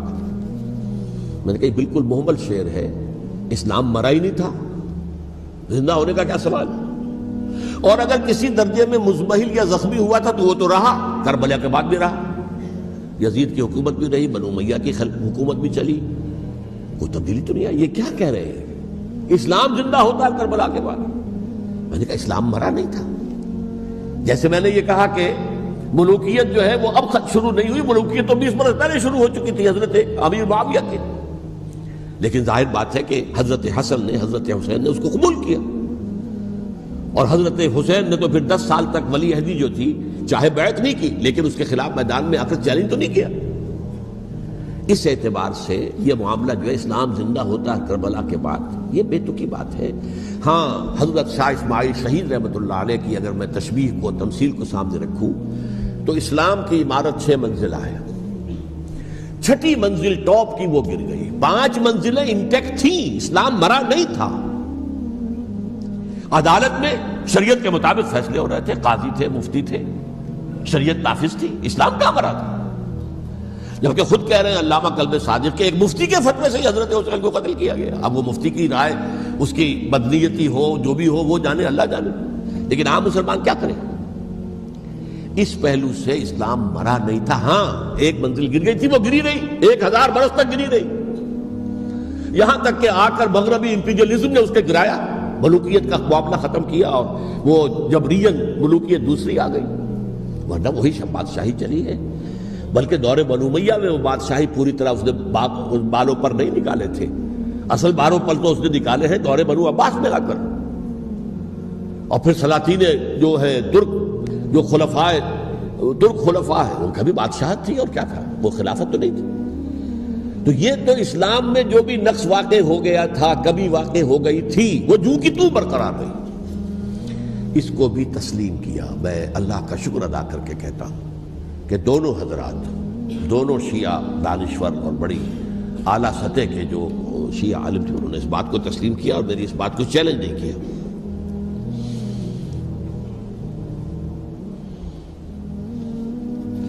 اصل میں تیسری بات میں نے یہ کہی کہ دیکھیے حضرت حسین رضی اللہ تعالی عنہ کی اس شہادت کے بعد، اس کے بعد واقعہ حرہ بھی ہوا، جو واقع کربلا سے بھی بعض اعتبارات سے زیادہ بھیانک اور زیادہ گھناؤنا واقعہ بنو امیہ کی تاریخ ہے، جس کو لوگ جانتے ہی نہیں۔ مدینہ کے کچھ لوگوں نے بغاوت کی اور انہوں نے اس کے خلاف فوج بھیجی، اور فوج کو جب مدینہ فتح کر دیا، 3 دن کے لیے حلال کر دیا، جو چاہو کرو، یہاں جسے چاہو مارو، جسے چاہو لوٹو، جس کا گھر چاہو برباد کرو، جس عورت کو چاہو ریپ کرو، اور یہ مدینہ النبی کے اندر ہوا۔ تو کاٹ کھانے والی ملوکیت کے اندر بہت سے واقعات ہوئے۔ عبداللہ ابن زبیر کھڑے ہوئے، انہوں نے حکومت قائم کی تھی، لیکن یہ کہ وہ تو 6 سال کے لیے کامیاب بھی رہے، ایک حکومت قائم کی، بنو امیہ کے ہاتھ پر بیعت نہیں کی، بالآخر ان کی حکومت بھی ختم ہو گئی۔ پھر حضرت زید کھڑے ہوئے، انہوں نے بغاوت کی، وہ بھی ناکام رہ گئے۔ پھر بنو عباس میں کھڑے ہوئے حضرت نفس زکیہ حضرت حسن رضی اللہ تعالیٰ عنہ کی اولاد میں سے، وہ بھی ناکام ہو گئے، شہید ہو گئے۔ پھر یہ سمجھ لیا گیا کہ اب یہ جہاں تک چھٹی منزل ہے وہ تو دوبارہ تعمیر نہیں ہو سکتی، یہ تو جس کی لاٹھی اس کی بھینس، جس کے پاس طاقت ہوگی اس کی حکومت ہوگی، جس کا قبیلہ زیادہ قوی ہوگا، جس قبیلے میں زیادہ عصبیت ہوگی، مضبوط ہوگا، متحد ہوگا، طاقتور ہوگا، اسی کی حکومت ہوگی۔ البتہ اس کے نیچے لوگوں کے اخلاق کی اصلاح کرو۔ صوفیاء کرام نے وہ کام اپنے ذمے لیا، اور بالکل وہی کام ہے کہ جو ائمہ اہل بیت کرتے رہے۔ حضرت حسن کی اولاد میں پھر حضرت علی بن حسین رضی اللہ تعالی، حضرت حسین کی اولاد میں پھر امام محمد باقر، امام محمد جعفر صادق، اور اس کے بعد بھی 5 اور، کسی نے بغاوت نہیں کی۔ جیسے علماء کرام کام کر رہے تھے اور جیسے صوفیاء کرام کام کر رہے تھے، ایسے ہی وہ مسلمانوں کی علمی تربیت، روحانی تربیت و تزکیہ کر رہے تھے، کسی نے حکومت کو چیلنج نہیں کیا۔ نوٹ کر لیجیے اس بات کو۔ حضرت علی نے بھی چیلنج نہیں کیا تھا، حضرت حسن نے چیلنج نہیں کیا، خود صلح کر لی۔ تو ائمہ اہل بیت جو 12 یہ گنتے ہیں، جن میں سے آخری جو ہے حضرت مہدی کو تو ابھی ظاہر ہونا ہے، ان کے عقیدے کے مطابق وہ روح پوش ہیں، وہ ظاہر ہوں گے۔ لیکن 11 حضرات کے بارے میں یہ کہ حضرت حسین کے سوا کسی نے بھی چیلنج نہیں کیا ملک کے نظام میں، اور حضرت حسین نے بھی اس مغالطے پر کیا کہ کوفی ساتھ دیں گے، اور یہ موقع ہے کہ یہ جو چھٹی منزل اسلام کی گر گئی ہے اسے دوبارہ تعمیر کر دیا جائے۔ انہوں نے خلافت کا دعویٰ نہیں کیا تھا، یہ انہیں عوام کو مغالطے میں مبتلا کیا گیا کہ یہ خلافت کا مدعی ہو کر سامنے آیا۔ جیسا کہ میں نے آپ سے کہا تھا، امیر معاویہ نے حضرت علی کے عہد خلافت میں کبھی خلافت کا دعویٰ نہیں کیا، مدعی خلافت نہیں تھے وہ تو یہ کہتے تھے کہ قاتلان حسین جو ہے، قاتلان عثمان کو سزا دو، قصاص دو، بس۔ اسی طرح حضرت حسین نے بھی، اب دیکھیے اس ضمن میں اس میں کوئی شک نہیں ہے، حضرت حسین رضی اللہ تعالی عنہ کی جو شہادت ہوئی ہے، ان کے ساتھیوں کی، اعزاء و اقارب کی، تاریخ انسانی میں یہ عزم، ہمت، شجاعت، مثابرت، صبر، استقلال، استقامت، اس کی بہت روشن مثال ہے، بہت روشن مثال ہے، بہت روشن مثال ہے۔ لیکن اس سے تاریخ کی رفتار پر کوئی اثر نہیں پڑا۔ وہ جو ملوکیت آ گئی تھی وہ اور گہری سے گہری ہوتی چلی گئی۔ واقعہ کربلا کے بعد تو واقعہ ہررا ہوا، میں نے گنوا دیا، اس سے زیادہ تو میرے خیال میں کہ اور ہمارے لیے لائق شرم جو ہے کوئی واقعہ ہے ہی نہیں اس پہلو سے۔ لیکن حضرت حسین کا ایک، اب ان کو یہ کہ میں، مطلب یہ کہ اگر میں ان کے ہاتھ پر بیعت کر لیتا ہوں، جو کہ اس وقت سامنے موجود تھے، کہ یزید کی بیعت تمہارے ہاتھ پر کرتا ہوں، تو گویا کہ اپنے آپ کو سرنڈر کر دیتے۔ وہی خطرہ جو امیر معاویہ کو تھا کہ مجھے وہ تو پہنچنے بھی نہیں دیں گے علی تک رضی اللہ تعالیٰ عنہ، اور مجھے پہلے ہی شہید کر دیں گے۔ یہی خطرہ حسین کو تھا رضی اللہ تعالیٰ عنہ کہ مجھے یزید تک پہنچنے نہیں دیں گے، پہلے ہی قتل کر دیں گے۔ اور ویسے بھی یہ ایک شرافت، مروت اور حمیت اور غیرت اور عزت نفس کا تقاضا بھی تھا کہ بھائی معاملہ ہے یزید کا، میرا مجھے وہاں جانے دو، اللہ اللہ خرسنا، یو کین اسکورٹ می، میرے دائیں بائیں چلو تاکہ میں کہیں اور بھاگ نہ جاؤں تمہارے خیال میں، مجھے وہاں پہنچا دو، میں وہاں پہ جا کے اس سے معاملہ کر لوں۔ لیکن انہوں نے قتل کیا، اصل قاتلان کوفی، وہی سبائی۔ البتہ یہ ہے کہ اس واقعے کی جو یادگار ہے، اس میں کوئی شک نہیں ہے کہ اس نے مسلمانوں میں سے ایک گروہ کے دل میں قربانی اور شہادت کا جذبہ بہت پیدا کیا، اس میں کوئی شک نہیں۔ اور جس طریقے سے کہ عاشورہ محرم میں یاد منائی جاتی ہے، جس طریقے سے اس نے اہل تشیع کے اندر قربانی کا جذبہ بے انتہا پیدا کر دیا، اگرچہ وہ جذبہ بروئے کار نہیں آتا، اس لیے کہ ان کے ہاں یہ عقیدہ ہے، یہ طے ہے کہ جب تک حضرت مہدی ظاہر نہیں ہوں گے ہم کسی کے خلاف بغاوت نہیں کریں گے۔ یہ پوری تاریخ میں ان کا معاملہ رہا، تمام جو ہے ائمہ اہل بیت کا معاملہ رہا، جب تک مہدی نہیں آتے keep sitting and keep waiting, wait and see, that's all. یہ تو خمینی صاحب نے کیا ہے، آیت اللہ خمینی صاحب نے، کہ انہوں نے یہ ایران کے شیعوں کو باور کرایا کہ بھائی جب آئیں گے حضرت مہدی آ جائیں گے، لیکن ہم اب ہاتھ پر ہاتھ رکھ کر بیٹھے رہے، باطل کو چیلنج بھی نہ کریں۔ ہمیں کچھ تو کرنا چاہیے، وہ ہاتھ پاؤں ہلانے چاہیے، اور کچھ نہیں تو مہدی کا راستہ جو ہے صاف کرنا چاہیے، تمہید کرنی چاہیے، ان کے راستہ ہموار کیا جائے۔ تو یہ ان کی بڑی عظمت ہے آیت اللہ خمینی صاحب کی کہ اہل تشیع ایران کے جو ہے ان سے انہوں نے یہ بات منوا لی کہ ہم بالکل انرٹ نہیں بیٹھے رہیں گے، بلکہ اب انہیں نائب امام قرار دے کر اور ولایت فقیہ کے فلسفے کے حوالے سے، یہ دو چیزیں ان کی جو ہیں بنیادی فلسفے کی ہیں، وہ اس وقت میرا موضوع نہیں ہے، انہوں نے عوام کو ایسا کھڑا کیا ہے کہ 20,000 سے لے کر 30,000 کے درمیان انسانوں نے جانیں دے دی، عورتوں کے جلوس نکلے، شیرخوار بچہ گود میں ہے عورت کے، اور گولی کھا رہی ہے اور مر رہی ہے، گر رہی ہے۔ اب سوچئے زندگی کتنی عزیز ہوتی ہے، اور شیرخوار بچے کے لیے ماں کی جو زندگی ہے، اس ماں کو اپنی زندگی کتنی عزیز تر ہوگی کہ اپنے لیے نہیں تو اس بچے کے لیے مجھے جینا ہے، لیکن نہیں، گولیاں کھائیں اور گری۔ یہ جذبہ انہی میں ہے۔ واقعہ یہ ہے کہ اہل سنت کے اندر یہ جذبہ نہ ہونے کے برابر ہے۔ یہ میں واشگاف الفاظ میں کہہ رہا ہوں، پورے عالم اسلام میں صرف شیعہ ایران ایسا نکلا ہے کہ جس نے بادشاہت کا خاتمہ کیا، باقی سعودی عرب میں بادشاہت بیٹھی ہوئی ہے، ڈٹ کر بیٹھی ہوئی، اربوں ڈالر کا ایک ایک محل بنتا ہے ان بادشاہوں کا، اور سنی سن ہے، سن، کوئی حرکت نہیں۔ وہ تو اب جو حرکت ہو رہی ہے وہ اینٹی امریکن حرکت ہے جو ہو رہی ہے، وہ در حقیقت وہ مسئلہ بالکل دوسرا ہے جو اس وقت ہو رہا ہے، لیکن یہ کہ عالم اسلام میں کوئی تحریک ایسے نہیں اٹھی۔ یہ اہل تشیع میں ہے جو بالکل استثنائی بات ہے کہ انہوں نے جو ہے ایک ایسا بادشاہ جس کو کہا جاتا تھا کہ اس کا جو اسلحہ خانہ ہے وہ ایشیا میں سب سے بڑا اسلحہ خانہ ہے، جو 2500 سالہ پرانی جو ایک عظمت تھی ایران کی، اس کو دوبارہ تازہ اور زندہ کرنا چاہتا تھا۔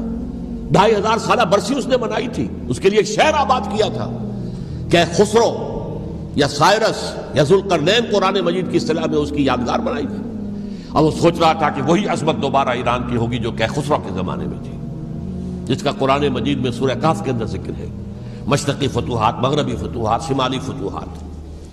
تو وہ بادشاہ ہے، اس کو بھاگنا پڑا ہوا قربانی کی وجہ سے۔ تو یہ جو ہے واقعہ کربلا نے، اس میں کوئی شک نہیں ہے کہ ایک ایسی مشعل روشن کی ہے جس کو کہ ہر شخص کو دیکھنا چاہیے۔ یہ بھی انسان، جیسے کہ اقبال نے ایک شعر کہا تھا غالب کے لیے، فکر انسان پر تیری ہستی سے یہ روشن ہوا ہے، پرے مرغ تخیل کی رسائی تاک ہو جا۔ تو فکر انسان پر حضرت حسین کی قربانی سے یہ واضح ہوا ہے کہ انسان کس حد تک جا سکتا ہے قربانی دینے کے لیے اپنے کسی مقصد کے لیے۔ مقصد ان کا جو تھا، میں نے اسی لیے آیت پڑھی تھی، معاذ اللہ ثم معاذ اللہ۔ میں ایک آخری بات جو کہہ رہا ہوں وہ نوٹ کر لیجئے، ایک خاص انتہائی نقطہ نظر کے عام کیے جانے کی وجہ سے سنیوں میں بھی ایک انتہائی رد عمل پیدا ہوا ہے، ایکسٹریم رائٹسٹ سنیز۔ اگر ایک طرف سے حملہ کیا گیا ہے حضرت عثمان کی نیت پر، ان کو خیانت کا الزام لگایا گیا، ان پر اقربا پروری کا الزام لگایا گیا، حضرت ابو موسیٰ شریف پر خیانت اور غداری کا الزام لگایا گیا، یہ ساری چیزیں اگر صحابہ کرام کے اوپر ہوئی ہیں، امیر معاویہ پر، امیر اور عمرو بن العاص پر، تو جواب میں کچھ لوگ کھڑے ہو گئے، حضرت علی وہ اقتدار کے طالب تھے، معاذ اللہ ثم معاذ اللہ ثم معاذ اللہ۔ یہ اہل سنت کا موقف نہیں ہے۔ حضرت حسین اقتدار کے طالب تھے، ہرگز نہیں، ہرگز نہیں، ہرگز نہیں۔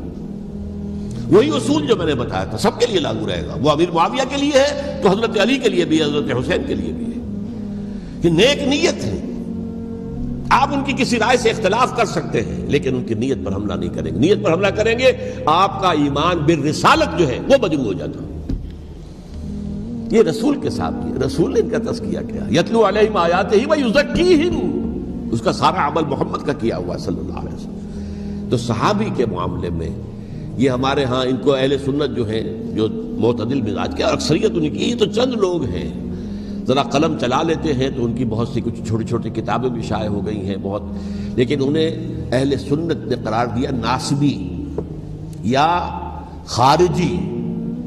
جیسے خوارج نے کہا تھا حضرت علی بھی کافر ہیں اور حضرت امیر معاویہ بھی کافر ہیں، حضرت عمرو بن العاص بھی کافر ہیں، معاذ اللہ ثم معاذ اللہ۔ ایسے ہی کچھ لوگ حضرت حسین پر بھی الزام لگاتے ہیں کہ اقتدار کی ہوس اور طلب کے اندر انہوں نے یہ سارا سفر کیا تھا، اور بس یہ ہے کہ وہ جو بازی تھی وہ ہار گئے۔ اللہ اللہ خیر صلی اللہ، اس سے آگے کیا ہے معاملہ؟ نہیں، معاذ اللہ ثم معاذ اللہ۔ اسی لیے میں نے آیت آج جو پڑھی تھی ایک اور جو بہت بظاہر آپ کو معلوم ہوئی ہوگی، غیر متعلق ہے میرے آج کے عنوان سے، تلک الدار الآخرۃ نجعلھا للذین لا یریدون علوا فی الارض ولا فسادا۔ یہ سورہ قصص کے آخری آیات میں سے، دیکھو یہ آخرت کا گھر جو ہے وہ ہم خاص کر دیں گے ان لوگوں کے لیے جو اس زمین میں اپنے اقتدار کے طالب نہیں ہوتے۔ زمین میں اقتدار کے طالب ہوگے فساد ہو جائے گا، تم بھی طالب میں بھی طالب، جھگڑا ہوگا، لڑائی ہوگی، دنگا ہوگا، فساد ہوگا۔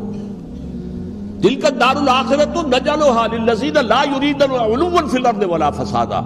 جو لوگ زمین میں اپنے اقتدار کے طالب اور اس کے نتیجے میں فساد پیدا کرنے والے نہیں ہیں، ان کے لیے ہم نے آخرت کا گھر خاص کیا ہے۔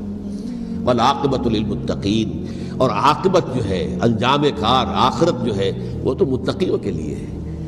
اسی میں آئیں گے سب صحابہ کرام، خواہ وہ حضرت علی ہے رضی اللہ تعالیٰ عنہ، اور خواہ وہ حضرت امیر معاویہ ہیں، حضرت عثمان ہیں رضی اللہ تعالیٰ عنہما، خواہ حضرت حسن ہیں، حضرت حسین ہیں رضی اللہ تعالیٰ عنہما، خواہ عبداللہ ابن زبیر ہے، خواہ عبداللہ ابن عباس ہے، خواہ عبداللہ ابن عمر ہے رضی اللہ تعالیٰ عنہم اجمعین۔ اس اصول کو سامنے رکھ کر اختلاف آپ کر سکتے ہیں کسی سے بھی، لیکن کسی کی نیت پر حملہ کریں گے تو اصل میں آپ کا ایمان بالرسالت مجروح ہو جائے گا۔ علی کو نبی اکرم صلی اللہ علیہ وسلم نے اپنا نائب بنا کر چھوڑا تھا جب غزوہ تبوک میں جا رہے تھے مدینے میں۔ حضرت علی نے کہا بھی کہ مجھے آپ عورتوں کے ساتھ بٹھا کے جا رہے ہیں۔ فرمایا تمہارا مقام میرے ساتھ وہی ہے جو موسیٰ کے ساتھ ہارون کا تھا۔ ہارون کو چھوڑ کر گئے تھے نا یہودیوں کے پاس جب گئے تھے تورات لینے کے لیے، تو تمہارا وہی مقام ہے میرے ساتھ۔ تو یہ حضرت علی ہے رضی اللہ، ان کے بارے میں میرا، ان کی کیا عظمت میری نگاہ میں۔ تو یہ 3 کتابچے ہیں، مجھے نہیں معلوم تیسرا یہاں ہے یا نہیں ہے، بہرحال آپ لوگوں کو ریکمینڈ کر رہا ہوں کہ ان کا مطالعہ کریں۔ اب یہ کہ آخری بات یہ ہے کہ اصل ہمارے کرنے کا کام کیا ہے۔ دیکھیے کیوں نہیں کیا کسی نے بھی خروج کا معاملہ، وہ میں واضح کر چکا ہوں، بغاوت نہیں کی۔ کیوں؟ ایک تو ریاست اور حکومت میں فرق نہیں تھا، ذرا کھڑا ہو اور وہ باغی قرار پائیں گے، واجب القتل ہو جائیں گے، فتوے کی زد میں آ جائے، یہ معاملہ تھا۔ اور دوسرے یہ کہ عمارت پوری گری نہیں تھی، ایک منزل گری تھی نا۔ آج ہم کہاں کھڑے ہیں؟ پوری عمارت گری ہوئی ہے، نہ شرعی عدالتیں ہیں، نہ شرعی فیصلے ہیں، نہ احکام الہی نافذ ہے، نہ حدود اور قصاص کے معاملات ہیں، کچھ بھی نہیں۔ ہمارا فرض کیا ہے؟ حضرت حسین کی مدح کرتے رہیے، تعریف کرتے رہیے، صحابہ کرام کی مدح کرتے رہیے، مدح صحابہ، اس کے لیے مجلسیں قائم ہو رہی۔ بھائی کر کیا رہے ہو؟ تھے تو آبا وہ تمہارے ہی، مگر تم کیا ہو؟ ہاتھ پر ہاتھ دھرے منتظر فردا ہو۔ تلک امۃ قد خلت لہا ما کسبت ولکم ما کسبتم۔ وہ تو ایک امت تھی جو چلی گئی، اللہ کے ہاں پہنچ گئے، جو کچھ انہوں نے کمایا وہ ان کے لیے، تمہارے لیے نہیں ہے۔ تمہارے لیے وہ ہوگا جو تم کماؤ گے۔ ہمارے لیے راستہ اب یہی ہے کہ خلافت راشدہ کے مکمل نظام کو اثر نو قائم کرنے کے لیے منہج انقلاب نبوی کو اختیار کریں۔ میری کتاب اس پر، کیسٹس اس پر، آڈیو کیسٹس، ویڈیو کیسٹ، سی ڈیز، نہ معلوم ڈی وی ڈی، سب کچھ موجود۔ سیرت النبی پر تو میں عرض کر چکا ہوں، فلسفہ سیرت النبی سمجھنا ہے تو میری کتاب پڑھیے، ورنہ سیرت النبی آپ پڑھ لیں گے، واقعات معلوم ہو جائیں گے، فلسفہ سیرت سامنے نہیں آئے، اس کا آپ مطالعہ کریں گے میری کتاب سے۔ اور دوسرے یہ کہ یہ خلافت قائم کرنے کے لیے جو جد و جہد ہم کر رہے ہیں، تحریک خلافت پاکستان جس کا میں داعی ہوں ادنا سا، وہ تنظیم نہیں ہے، میں اس کا امیر نہیں، وہ ایک تحریک ہے۔ جیسے تحریک پاکستان کہلاتی تھی جس کی تنظیم تھی مسلم لیگ، پارٹی کا نام مسلم لیگ تھا، لیکن تحریک پاکستان، اس طرح تحریک خلافت پاکستان وہ ہم نے چلائی ہے تنظیم اسلامی کے تحت۔ یہ خلافت جب پہلی چلی تھی آج سے 84 سال قبل، نومبر 1921 میں خالد دینا ہال میں وہ مقدمہ چلا تھا، جس کے نتیجے میں بڑے بڑے جو لیڈر تھے ہمارے، مولانا محمد علی جوہر اور مولانا حسین مدنی اور مولانا ابوالکلام آزاد، ان سب کو 2 سال کی قید کی سزا سنائی گئی تھی، بغاوت، مقدمہ بغاوت، یہ خالد دینا ہال۔ اسی میں سن 91 یا 92 میں میں نے 3 دن تقریریں کی تھیں، جن میں آج سے پھر میں 3 تقریریں کرنے والا ہوں، ایک آج شام کو، ایک کل شام کو رات 9 بجے، آج بھی کل بھی، ایک پرسوں اتوار کی صبح کو 10 بجے ہے کیا 11 بجے۔ تو ان میں آپ حضرات شرکت فرمائیں تاکہ اصل جو ہمارے کرنے کا کام ہے، تاریخ کو بھی سمجھنا چاہیے، تاریخ کے عوامل کیا ہیں، کیا پس پردہ عوامل کار فرما تھے، کیا کسی شے کی اصل حقیقت ہے، وہ سمجھنا چاہیے۔ لیکن یہ ہے کہ اس اعتبار سے میں نے جب یہ لفظ استعمال کیا تھا اس مذاکرے میں، لپ سروس، کہ یہ ہم صرف لپ سروس کرتے رہے، مدح کے بیان کرتے رہے، منقبت بیان کرتے رہے، حضور کی نعتیں کہتے رہے، تو اس سے تو بات نہیں بنے گی جب تک کہ وہ فرض منصبی شہادت علی الناس کا جو ہمارے ذمے ہے بحیثیت امت محمد صلی اللہ علیہ وسلم اس کو ادا نہ کرے۔ مجھے خوشی ہے کہ اس کی بھی تائید دونوں حضرات نے کی، ہاں یہ لپ سروس کا معاملہ ہے۔ اللہ تعالی حضرت حسین کے نقش قدم پر چلتے ہوئے، بلکہ اصل میں تو ہمارے لیے اسوہ رسول ہے محمد صلی اللہ علیہ وسلم کا، اس پر چلتے ہوئے ہم پاکستان میں اسلام کا نظام خلافت قائم کریں۔